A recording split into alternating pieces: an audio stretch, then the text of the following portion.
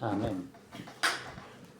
Mantengámonos ahí en la carta de Primera de Timoteo. Dice, hoy quiero hablarles sobre la piedad. Jorge Fernández, el pastor, me mandó hace unos días un estudio sobre la piedad que me mató. Y me hizo preguntarme si realmente tengo una vida piadosa o hago algo por alguien. Realmente tengo una vida piadosa, ¿no? Una vida de piedad. Dice la carta de Pedro, la segunda carta de Pedro 1:2 dice: gracia y paz sean multiplicadas en el conocimiento de Dios y de nuestro Señor Jesús. Como todas las cosas que pertenecen a la vida y a la piedad nos han sido dadas por su divino poder. La vida y la piedad nos dio Dios por su divino poder, mediante el conocimiento de aquel que nos llamó por su gloria y excelencia, por medio de las cuales nos ha dado preciosas y grandísimas promesas, para que por ellas llegaseis a ser participantes de la naturaleza divina, habiendo huido de la corrupción que hay en el mundo a causa de la concupiscencia. Vosotros también, poniendo toda diligencia por esto mismo, dice, añadid a vuestra fe virtud, o sea, buenas obras, buena conducta. A la virtud, conocimiento de Dios que viene por la lectura y por la revelación del Espíritu Santo, ¿no? Y al conocimiento, dominio propio, ¿no? Hacer morir la carne. Mirá qué complicado que nos la está poniendo. Y a ese dominio propio, paciencia, ¿no? Que es ahí donde se aprende la prueba, en la paciencia. Y a la paciencia, piedad. Y es ahí donde aparece lo que yo quiero hablar, que es la devoción a Dios, la piedad. Y a la piedad, afecto fraternal. Y al afecto fraternal, amor. Esa cadena de cosas que nos está diciendo Dios, todo es como que todo se basa o empieza en el amor, ¿no? En el amor de Dios. ¿Y qué es la piedad? Cuando uno piensa en la piedad, se imagina una película que alguien lo quiere matar y dice, piedad, piedad, no me mates. No, que no le pedís a piedad que no te mate, sino pedís piedad por tu vida. Pero la piedad va mucho más allá y no es solamente algo religioso el tema de la piedad, ¿no? Es mucho más allá. Y dice que la piedad es una virtud que nos inspira devoción solamente a Dios. La piedad es una virtud que nos inspira devoción a Dios, pero también amor y compasión en acción por el prójimo. Ahí está el gran secreto. Amor y compasión en acción, ¿no? No queda solamente, no, pobrecito, los negritos de África. No, pobrecito, los que se pierden de acá. No, pobrecito, no, va más allá, va un pasito más allá, es acción, es hacer algo. Es ese, vuelvo a decirlo, es esa virtud que inspira devoción a Dios. Amor y compasión en acción por el prójimo. ¿Y qué es virtud? Y virtud es esa disposición habitual, firme, que tiene uno, de hacer el bien. Pero hacer el bien siempre entregando lo mejor de uno mismo. Es lo mismo que cuando alguien ve que una persona toca el violín extremadamente bien, decir, qué persona virtuosa, ¿no? Porque hace algo bien y lo hace con todo su ser y vos le ves que le pone toda la pasión. Eso es alguien virtuoso. Pero esa virtud de hacer todo bien con la pasión es piedad cuando yo se lo hago a Dios. Y cuando yo se lo hago al prójimo, cuando yo hago por el prójimo. Y en la misma carta de Timoteo, en el 3, en el 14, dice, esto te escribo, aunque tengo la esperanza de ir pronto a verte. Acuérdense que es la carta de Pablo a Timoteo. Para que, si tardo, sepas cómo debes conducirte en la casa de Dios, que es la iglesia del Dios viviente, columna y baluarte de la verdad. Fíjense que acá nos está marcando de que es como la construcción de las casas, la columna es lo que sostiene. Bueno, la iglesia es la columna de la sociedad, aunque la sociedad no lo reconozca. La iglesia es lo que marca la bisectriz, lo que Dios trae como rectitud. Mirá la importancia que tiene la iglesia, esto, ¿no? De lo que ve la sociedad de esto, de la iglesia. Es la columna y baluarte de la verdad. E indiscutiblemente grande es el misterio de la piedad. Dios fue manifestado en carne, justificado en el Espíritu, visto de los ángeles, predicado a los gentiles, creído en el mundo y recibido arriba en gloria. Grande es el misterio de la piedad. Allá por el año 62 a 64, Pablo escribe esta carta. Y esta carta, junto con la segunda de Timoteo y Tito, son 3 cartas pastorales. Son las cartas de Pablo a los pastores. Los pastores de las congregaciones tendrían que conocerla de memoria, estas cartas, ¿no? Porque es la forma de conducirse, no solamente en la iglesia, en la sociedad y en todo el mundo. Y nos muestra de acá de cómo son las iglesias en estas 3 cartas. Pablo escribe 14 cartas, 4 son a personas, pero el otro es a Filemón. Pero estas 3, primera y segunda de Timoteo, se le escribe que estaba pastoreando la iglesia de Éfeso. Es un hombre joven, muy joven, estaba en Éfeso. Él escribe varias cartas a Éfeso. Se la escribe a Éfeso, se la escribe después a Timoteo, y luego Juan también le escribe de parte de Dios a los efesios, ¿no? Así que Éfeso era un lugar muy importante para Dios. Hoy está en el oeste de Turquía, es árabe y están todos musulmanes ahí hoy, ¿no? En ese momento eran hebreos los que vivían ahí, y la importancia que tenía Éfeso para el corazón de Dios. Y luego la otra carta es la de Tito, pero Tito vivía en Creta y se la manda ya en el 66, 67, escribe la segunda de Tito y la de Creta, ya estando preso en Roma, ya listo para que lo maten. Pero lo importante de esto de que habla sobre la piedad, la importancia de la piedad. Y piedad es vivir, como decíamos hoy, conscientes de Dios. Nosotros hemos estudiado los atributos y sabemos quién es Dios. Y sabemos que Él todo lo puede, todo lo conoce, todo lo sabe. Incluso lo que yo estoy pensando y lo que hago cuando no estoy acá los domingos a la mañana o un viernes a la tarde o una reunión.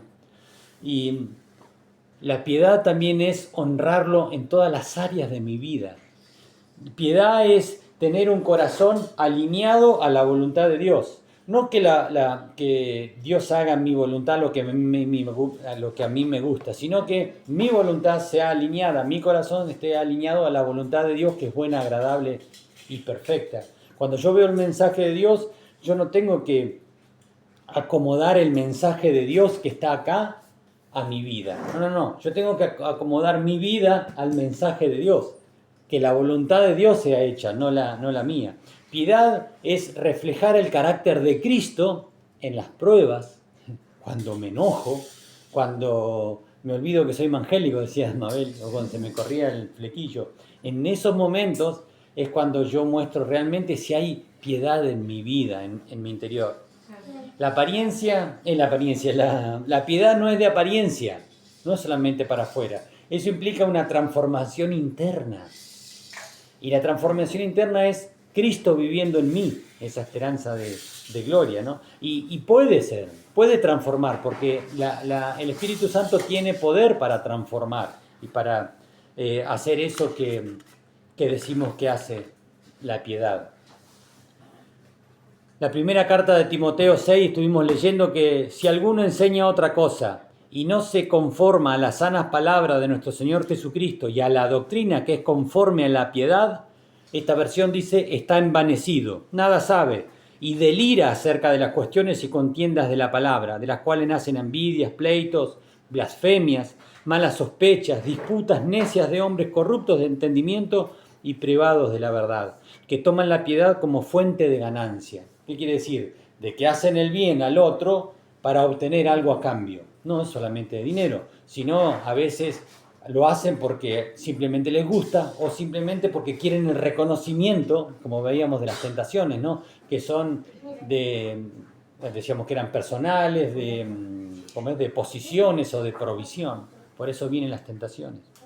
Así que lo que dice Pablo en la carta a Timoteo y a Tito es que tengo que ejercitarme en la piedad, porque no viene naturalmente, no es naturalmente en nosotros. Dice la definición: piedad, virtud que inspira por el amor a Dios, tierna devoción a las cosas santas y para el prójimo, y por amor al prójimo, actos de amor y de compasión. Eso es lo que dice la Wikipedia, ¿no? Pero es una forma de vida de amor a Dios, y por amor a Dios hago al otro lo que a mí me gustaría que me hicieran. Y hago más, porque dice que pongo en forma de devoción. Cuando uno se enamora de alguien, se olvida de todo y llega a esa devoción, ¿no? de ese primer amor. Y se olvida todas las cosas. Y esa cosa es lo más importante y lo hace de todo el gusto, ¿no? Bueno, por eso dice Dios de que la piedad es algo tan importante para Él. Cristo me marcó el camino de cómo debo ser. Dice en 1 Timoteo 4:7, le dice: desecha las fábulas profanas y de viejas, ¿no? La forma que podemos entender de la piedad. Y venía a buscar a las Escrituras lo que habla de la piedad. Dice: ejercítate para la piedad, porque no es normal. No viene innata en nosotros. Nosotros no queremos hacer el bien. Queremos hacer el bien solamente a lo que a mí me conviene, a quienes yo amo, y a los otros no. Entonces yo por un hijo doy la vida, pero por el otro, y Dios me dice: tenés que cambiar. Esas son fábulas de viejas que te enseñaron a vos, que trae tu naturaleza caída. Y abrí más el espectro para lo que te quiere decir el Señor. Dice: fábulas profanas y de viejas, ejercítate para la piedad. Porque el ejercicio corporal para poco es provechoso, pero la piedad para todo aprovecha. Pues tiene promesa de esta vida presente y de la vida venidera. Así que cuando yo ejercito esa piedad, estoy logrando asirme de esa promesa de vida eterna. Tiene promesa para esta vida, recompensa para esta vida y para la vida eterna. Palabra fiel es esta y digna de ser recibida. Vos fíjate que dice que tengo que ejercitarme porque no es natural. Y tengo que esforzarme porque tiene promesa para él. Es tan importante que para el mundo no aplaude a los piadosos. No. Dice, la carta le dice a Timoteo 3:12, y también todos los que quieran vivir piadosamente en Cristo Jesús padecerán persecución. Vos decís, qué ilógico. Si alguien es bueno y hace todas cosas para los demás, ¿por qué la sociedad lo rechaza? No es natural que sea eso. Por eso dice que van a tener persecución. Y hay que saber de que eso se inicia, la virtud de la piedad en el ser humano, en la casa. Esa es la primera escuela. Dice que 1 Timoteo 5:4, pero si alguna viuda tiene hijos o nietos, aprendan estos primero a ser piadosos para su propia familia y a recompensar a sus padres, porque esto es lo bueno y agradable delante de Dios. Primero ellos van a aprender piedad en la casa. Luego Dios va a terminar de enseñarles a través de su Espíritu Santo lo que es la piedad. Pero si en casa no recibieron la piedad, no van a ser piadosos el día de mañana. Van a ser siempre viviendo en impiedad. Y nosotros tenemos ese ejemplo que decía, ¿no? El ejemplo en Cristo Jesús, que es el verdadero, la verdadera vara para poder entender lo que es la piedad. Y dice, Él es mi ejemplo, y yo soy el ejemplo de ellos. Yo soy el ejemplo de mi hijo, y mi hijo es el ejemplo de mi nieto, y mi nieto va a ser el ejemplo de mi bisnieto en la casa. Pero también en la sociedad, nosotros somos ejemplos. Fíjate que en Juan 17 dice, ellos van a creer por el testimonio de estos. Te pido, Señor, por ellos, porque por el testimonio de ellos van a creer. Por tu testimonio va a creer tu hijo y va a creer la gente del mundo. Por mi testimonio. Mira lo importante de mi testimonio. Cuando él hablaba, decía, por el testimonio de ellos, el testimonio de los apóstoles está acá, escrito acá, ¿no? Pero por eso es tan importante para Dios, que yo tenga una vida piadosa, para que sea de ejemplo de que Cristo vive en mí. 1 Corintios 12:1 dice, sed imitadores de mí, así como yo de Cristo. Dice Efesios 5:1, ser imitadores de Dios como hijos amados. Andad en amor como también Cristo nos amó y se entregó a sí mismo por nosotros. Efesios 4:2 dice que tenemos que ser benignos, misericordiosos, perdonándonos unos a otros. Mateo 5:48 dice que tenemos que ser perfectos como Dios es perfecto. Dice Lucas 6:36, tenemos que ser misericordiosos, como Él es misericordioso. Tenemos que no juzgar para no ser juzgados. Tenemos que dar para recibir más. Tenemos que perdonar para ser perdonados. Con la misma vara que yo mido. Vieron que nosotros por lo general miramos a alguien y decimos ya estamos juzgando y estamos viendo. Bueno, de la misma forma me mide Dios a mí. Y eso es peligroso. Porque si yo juzgo de una forma tan severa, Dios me va a juzgar a mí. Y no voy a poder tener excusas el día de mañana. Por eso es tan importante tener una vida piadosa. Dice, cuando cantábamos hoy las copas, ¿no? Llena esta copa. Esta copa es una copa separada para el uso de Dios. Eso es ser santo. Dios te ha separado para su uso. En el templo había copas que eran de santidad, santificadas, para que el santo las use. Y eso somos nosotros. Hemos sido apartados, separados para la gloria de Él. ¿Para qué? Para tener una vida piadosa que refleje la vida de Cristo, como Él caminó aquí en la tierra. Él decía que no tenía donde reposar la cabeza y no se quejó de eso. Dice, teniendo lo que tenés, que es el alimento, el sustento y el abrigo, ya no me puedo pedir nada más. Así que tengo que entender de que esa vida piadosa no es solamente para afuera, como leíamos en 2 de Timoteo. También deben saber esto, que en los postreros días vendrán tiempos peligrosos, porque habrá hombres amadores de sí mismos. Es lo que vivimos hoy, ¿no? En la iglesia está hablando, no está hablando del mundo, no está hablando que los hombres del mundo, no. Está hablando que dentro de la iglesia, porque acuérdense que es una carta al pastor de la iglesia, le dice, en estos tiempos, en 2026, va a haber, porque habrán hombres amadores de sí mismos, avaros, vanagloriosos, soberbios, blasfemos, vuelvo a decir lo mismo, le está hablando de la iglesia. Desobedientes a los padres, ingratos, impíos, sin afecto natural, implacables, calumniadores, intemperantes, crueles, aborrecedores de lo bueno, traidores, impetuosos, infatuos, amadores de los deleites más que de Dios. Y acá viene lo importante. Y que tendrán apariencia de piedad, pero negarán la eficacia de ellos. A estos evita. Directamente le dice, a estos evita. ¿Por qué? Porque son cristianos en pinta. Pero adentro, y Jesús fue muy duro con los representantes de Dios de esa época. Dice, sepulcros blanqueados, le dijo. Por fuera hacen todo, hermanito, hermanita, Dios te bendiga. Y por dentro están pensando mugre, le están sacando el cuero al hermano, están haciendo cosas malas en sus interiores. Cuando no los ven, están despotricando, no oran, no leen la palabra, no buscan a Dios. Y el Señor dice, a esos evítalos. Si me pide a mí que los evite, ¿cuánto más Él cuando venga a buscar a su iglesia, ¿no? Por eso, esos que viven una apariencia de piedad, pero no son, la palabra los trata como esos lobos rapaces, que vienen con un disfraz de oveja, pero adentro hay un lobo, listo de atacar, porque son depredadores. El depredador no deja de ser depredador. Si no hay un cambio profundo, el depredador no cambia su naturaleza. Por eso Dios me obliga a renunciar a la impiedad. Renunciar, decir no, punto, firmo, renuncio a la impiedad. Y le permito a Dios obrar para hacer. Dice, renunciar a la impiedad y a todos los deseos de este mundo. Todo lo que tu corazón quiere y desea está mal delante de Dios. Por eso en la carta de Tito 2, 11 al 15 dice eso, que debemos renunciar a la impiedad. Y la piedad tiene promesa, lo leímos el domingo pasado en 2 de Pedro 2:9. Él dice de que nos guarda de las tentaciones incluso, a los piadosos.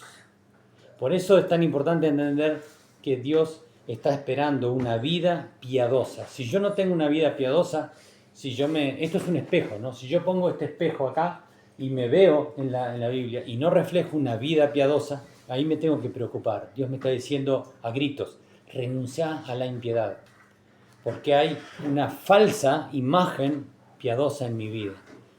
Si hay una falsa imagen y me estoy esforzando, va a llegar un momento que me voy a cansar y mis rodillas van a caer y voy a meter la pata. Y dice Dios que si yo meto la pata y hago tropezar a alguno de estos, más vale que me cuelgue una piedra de molino en el cuello y me tire en el fondo del mar, porque el castigo va a ser. Y en lo que leímos de 1 de Timoteo 6, en el 8 dice, pero gran ganancia es la piedad acompañada de contentamiento. Así que si yo tengo una vida de piedad, pero soy como decía el domingo pasado, los fariseos de frente herida, ¿no? Que estaban siempre mirando y yo mostrando siempre una imagen de oscuridad, de solemnidad, de silencio. Dice de que la verdadera piedad viene acompañada de contentamiento. Y esa es la riqueza que promete Dios. No tener coche, casa, salir de vacaciones y tener negocios y ser prósperos económicamente. Eso es añadidura. Lo que Dios me habla acá de la riqueza, de la ganancia, es piedad acompañada de contentamiento. Porque nada hemos traído a este mundo y sin duda nada podremos sacar de él. Así que teniendo sustento y abrigo, estemos contentos con eso. El contentamiento. Y contentamiento no significa conformismo, no. No significa resignación, no. Contentamiento es otra cosa, es ese inexplicable descanso en la soberanía de Dios. Una cosa es la paz, que es la quietud real, porque sé quién es Dios, y sé que estoy en su mano, y sé que Él está en mi futuro, y sé que Él está en mi presente. Esa es la paz. Pero otra cosa es el contentamiento. El contentamiento es ese gozo interno que tengo yo porque confío en Dios, porque yo creo en las promesas de Dios. Eso es. El contentamiento es ese descanso interior en la soberanía de Dios. Si lo que viene es tan traumático y Dios lo permitió para mí y no es consecuencia de pecado, yo tengo que estar gozoso. No tengo trabajo, no tengo ingresos económicos. Entonces digo, Señor, decime qué tengo que hacer para eso. No, lo que pasa es que no hiciste esto. Entonces lo cambio. Pero si no viene el dinero, ahí tengo que darme cuenta de que Dios está permitiéndome pasar esto. Si yo cambié lo que me dijo, ¿no? Me levanto de mañana, voy a buscar las cosas, me preocupo, afilo el hacha para poder hachar, o sea, lo que sea que yo hago. Ahí viene ese gozo y ese contentamiento, el saber de que estoy en el propósito eterno de Dios. Y que como cuando uno se sube al disco samba, ¿vieron el disco samba? Ese que te revolea para todos lados, te golpea. Pero vos sabés que eso va a terminar, va a parar y te vas a bajar de ahí. Y vas a seguir, ¿no? Bueno, esos sacudones, esas pruebas de la vida, si vos te vas agarrando del borde y te quedás sentadito, lo único que te hace es sacudir, ¿no? Y después aprendés el sacudón. Bueno, esas son las pruebas. Si vos te agarrás de Dios, vas a pasar esa angustia, ese problema, ese lío, pero después va a pasar y va a salir. El tema es de que las emociones no te tiren tan abajo, porque sabés que si las emociones te están tirando abajo, vienen del diablo, no vienen de Dios, y tenés que reprenderlas en el nombre de Jesús para poder pasar. Así que, ¿qué es el contentamiento? Es eso, ese inexplicable descanso interior en la soberanía de Dios. Dice Filipenses 4:11, he aprendido a contentarme cualquiera sea mi situación, decía el apóstol Pablo. Y si ponemos a estudiar la vida de Pablo, lo hicieron pedazo. No tenía dónde quedarse, laburaba para poder comer, lo dejaron de lado, lo apedrearon, lo dieron con palos, lo latigaron, lo dieron por muerto. Su misma familia lo desechó, sus hermanos lo desecharon. Todo el esfuerzo que hizo terminó preso. Y vos decís, él aprendió a estar contento con eso. Ese es nuestro gran ejemplo. Y el contentamiento, como dice acá, dice, he aprendido a contentarme. El contentamiento se aprende. ¿no? Se aprende por pasar cosas malas y hacer el esfuerzo de decir, Señor, yo sé que esto vos lo permitiste, por eso me gozo en lo que estoy. ¿Cómo vas a decir, me gozo en mis malos días? ¿Me gozo en mi luto? ¿Me gozo en lo malo que tengo? Sí, porque una cosa es estar alegre, contento, estar saltando y riéndose, y otra cosa es el gozo interno que te provoca la presencia de Dios en la vida de cada uno de nosotros, que te hace pasar de una forma distinta, sea lo que viene. Así que se aprende. ¿Por qué? Porque es el fruto del Espíritu Santo en mi vida. Así que preocúpate si no hay contentamiento y gozo en tu vida. Dice, el contentamiento dice que Dios es suficiente. Jesucristo basta, Él es mi herencia. Y todo lo puedo en Él, porque Él es el que me fortalece. Así que tengo que entender de que estoy dentro del propósito del Dios eterno, el que creó todo el cielo y el universo, el que tiene todas las cosas en la mano, que lo creó y lo sustenta. Yo estoy en ese propósito. ¿Cómo no voy a estar gozoso y contento? Tal vez no saltando, gritando y dando gritos de júbilo, pero sí teniendo el gozo de saberme dentro de la familia de Dios. Y si no hay ese contentamiento, empieza a venir la codicia. Quiero lo que el otro tiene, ¿no? Empieza a aparecer la comparación y me empiezo a ver mal. Y el enemigo usa eso para tirarme más cosas pesadas, ¿no? Empieza a desaparecer la gratitud y se enfría la fe. Y todo lo que Dios me da, nada me alcanza. Cuando no hay contentamiento. Pero el contentamiento es esa quietud, esa inexplicable quietud en interior, porque descanso en la soberanía de Dios. Y como dice acá, es ganancia. Si yo tengo piedad con contentamiento, esa es la ganancia. Acuérdense de Salomón. Salomón tenía todo. Fue el hombre más sabio, más rico que existió en el planeta. Dice que no se privó nada a los ojos. Imagínense las cosas que habrá visto. No se privó nada en lo que hacía a su sensualidad, a su excitación. No se privó absolutamente de nada. 1000 mujeres tenía. Tardaba 3 años en estar una noche con cada mujer. Él tenía 300 esposas y 700 concubinas, que eran mujeres que traían de afuera, que eran bellas de cualquier parte del planeta, que se las traían a él. Pero eso nunca se lo mandó Dios. Él no se privó de nada. Él tenía toda la riqueza, todo. Y cuando termina dice, todo vanagloria, no sirve de nada. Así que sepan, humanos, de que no sirve de nada la vanagloria de este mundo. Dice que Eclesiastés 2:17, aborrecí por tanto la vida. Vos imaginate que el rey, que pudo tener todos los placeres del universo, dice, no sirven de nada. Lo único que hace es provocar más y más y cada vez más. Y necesidad cada vez más, que queda, es un gran, gigante pozo negro abierto, que es ese deseo. Dice, aborrecí por tanto la vida, porque la obra que se hace debajo del sol me era fastidiosa, por cuanto todo es vanidad y aflicción de espíritu. Lo único que hace todo eso es destruir el Espíritu de Dios, el alma. Así que estar contento es estar satisfecho. Dice que lo que trae esa satisfacción es paz. Paz interior. ¿Por qué? Porque mi espíritu, mi alma deja de luchar contra el propósito de Dios.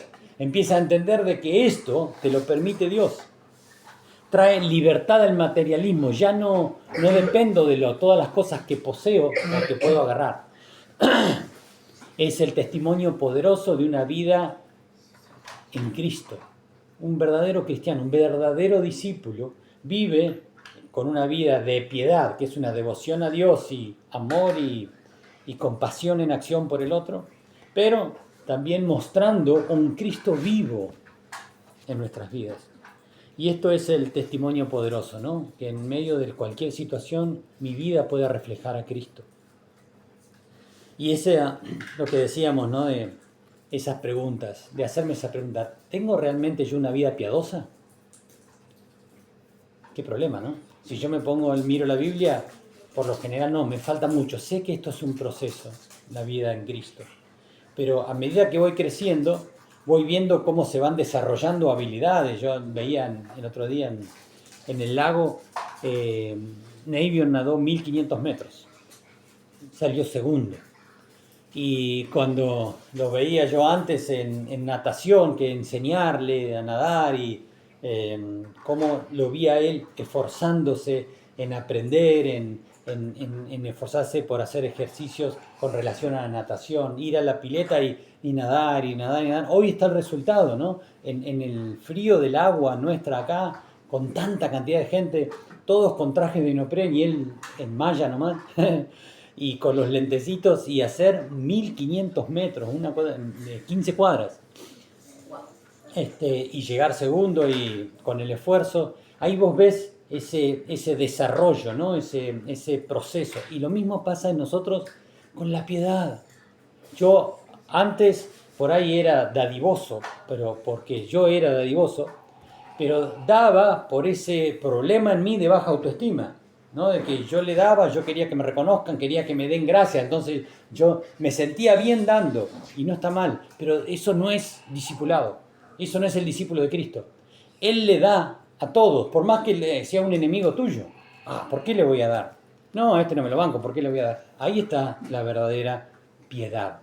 Cuando vos le das a alguien que no te bancás, cuando vos le das a alguien que no se merece. Vos fíjate que Jesús nos dice que debemos tener misericordia, ¿no? ¿Qué quiere decir tener misericordia al otro? Es no darle lo que se merece. Y eso quiere decir de que tengo que pasar por alto la ofensa. ¿Puedo pasar por alto la ofensa yo? Pregunta. No, es antinatural. Es el antinatural cuando viene tu vecino y te tira la basura. Yo tenía un hermano, Pedro, que el vecino le tiraba la basura al patio. Él juntaba la basura, la tiraba y le lavaba el tacho. Iba y se lo dejaba otra vez. Y otra vez, y otra vez. Y dale, y dale. Nunca se quejó Pedro. Nunca lo dijo siquiera. Me enteré yo después por el vecino. ¿Entendés? Que a él le llamaba la atención. Que él no decía nada, con una sonrisa le devolvía el tacho limpio. Eso es piedad, eso es misericordia. Pasar por alto la ofensa, ahí duele, cuesta, yo me quejo, lo critico, lo insulto y en mi mente las cosas que debo pensar. ¿Por qué? Porque me ofendió a mí, ofendió al Hijo de Dios, ¿no? al Rey de Reyes. Pero Dios me manda a pasar por alto la ofensa. Entonces la pregunta es, ¿tengo una vida piadosa? Sí. Y es todo un tema, ¿no? Pero bueno, esa es la pregunta que queda volando ahí. Y la otra es, mi gozo, tu gozo, ¿depende de las circunstancias? Si tu gozo depende de las circunstancias, no es gozo, es contentamiento, es alegría nada más. Tu gozo no tiene que depender de las circunstancias que estás viviendo. Vos tenés que tener gozo igual porque el gozo es espiritual, no es almático, no es alma. Así que esa pregunta también queda así en el aire. ¿Mi gozo depende de mis circunstancias? ¿Estoy agradecido por lo que Dios me dio? Esto es lo que me mandó Jorge la otra vez y me quedó estas preguntas dándome a mí y me sacudieron, por eso las vuelvo a hacer. ¿Estoy agradecido por lo que Dios me dio y por lo que Dios no me dio? Que yo le pido, Señor, te pido, y no me lo da. ¿Igual se lo agradezco? ¿Sirvo a Dios por amor o porque quiero recibir algo? Esa dualidad que tiene el ser humano, ¿no? Yo hago esto a aquellos que me lo pueden devolver. Yo hago esto porque vos me lo podés agradecer. Yo hago esto porque yo te lo presto porque vos me lo podés devolver. Y entonces, ¿sirvo a Dios por amor o por lo que espero recibir? Esa es otra pregunta que queda bien en el aire. Vivir con piedad. Tener una vida piadosa es el resultado de que Dios está en mí, de que su amor está en mí, entonces yo puedo amar al otro. Dice esta versión de Segunda de Pedro, de Dios habla hoy, Dios por su poder nos ha concedido todo lo que necesitamos para la vida y para la devoción, ¿no? Una vida de piedad. Al hacernos conocer a aquel que nos llamó por su propia grandeza y sus obras maravillosas. Por medio de estas cosas nos ha dado sus promesas, que son muy grandes y de mucho valor, para que por ellas lleguen ustedes a tener parte de la naturaleza de Dios. ¿Cómo podemos decir que estamos en la familia de Dios? Porque tenemos una vida piadosa. Si no, No podemos, dice, tener parte en la naturaleza de Dios. ¿Por qué? Porque dice, y escapen de la corrupción que los malos deseos han traído al mundo. Y por esto deben esforzarse en añadir a su fe buena conducta, y a la buena conducta el entendimiento, al entendimiento el dominio propio, y al dominio propio la paciencia, y a la paciencia la devoción, la piedad, y a la devoción el afecto fraternal, y al afecto fraternal el amor. Así que tenemos que saber de que si no tengo una vida de piedad, me tiene que llamar la atención. Si mi vida de piedad es forzada los domingos y los viernes y el resto no hay piedad, yo estoy haciendo eso, ¿no? Imitando, llevando afuera algo que no es el resultado de mi interior. Y si yo no estoy conforme con lo que estoy cosechando, con mi vida, me tengo que preocupar. Dice Gálatas 6:7, dice, no se dejen engañar. Dios no puede ser engañado. Y a veces nos engañamos a nosotros mismos que somos piadosos, pero cuando yo me veo fuera, solo, en mi cabeza o en mi vida, si yo no soy piadoso, me estoy engañando, estoy mostrando una apariencia de piedad. Y Dios es muy, muy severo con eso. Por eso, si no se engañen a ustedes mismos. Dios no puede ser engañado. Dice, lo que vos siembras vas a cosechar. Si vos sembrás para la carne, vas a cosechar para la carne. Pero si vos sembrás para el espíritu, vas a cosechar para el espíritu. Dice que si vos ves que estás cosechando cosas malas, cambia la semilla. No te queda otra. Cambiar la semilla significa cosechar para el espíritu. Así que, como dice 1 Timoteo 6:6, pero gran ganancia es la piedad acompañada de contentamiento. Nada trajimos a este mundo y nada nos vamos a llevar. Que sea eso, la piedad, nuestra forma de vida. Que sea no solamente el estilo, sino la forma en que vivimos. Una vida piadosa acompañada de contentamiento. Porque si es solamente a vida forma piadosa y no tiene contentamiento, ese gozo por el agradecimiento a Dios no es piedad tampoco. Así que en eso me llamó la atención Dios, poniéndome este espejo. Si yo estoy con esa apariencia de piedad, pero luego no hay piedad en mi vida, me tengo que replantear cosas de mi vida. Y sobre todo, ¿saben dónde se inicia eso? Como lo vimos, ¿se acuerdan? El domingo pasado, en un pensamiento equivocado que yo alimento, voy a cosechar un destino que puede ser un destino de pecado, de muerte y de separación de Dios. Por eso es tan importante entender esto, ¿no? Que todo pasa por un inicio pequeño en mi interior, es cambiar esta semilla. Eso es lo que quería hablarles, la piedad, esa virtud que inspira la devoción solamente a Dios y amor y compasión en acción por el prójimo. Y que esa virtud es eso, ¿no? De hacerlo todo lo mejor que puedo, dar todo de mí por amor y devoción a Dios. ¿Oramos?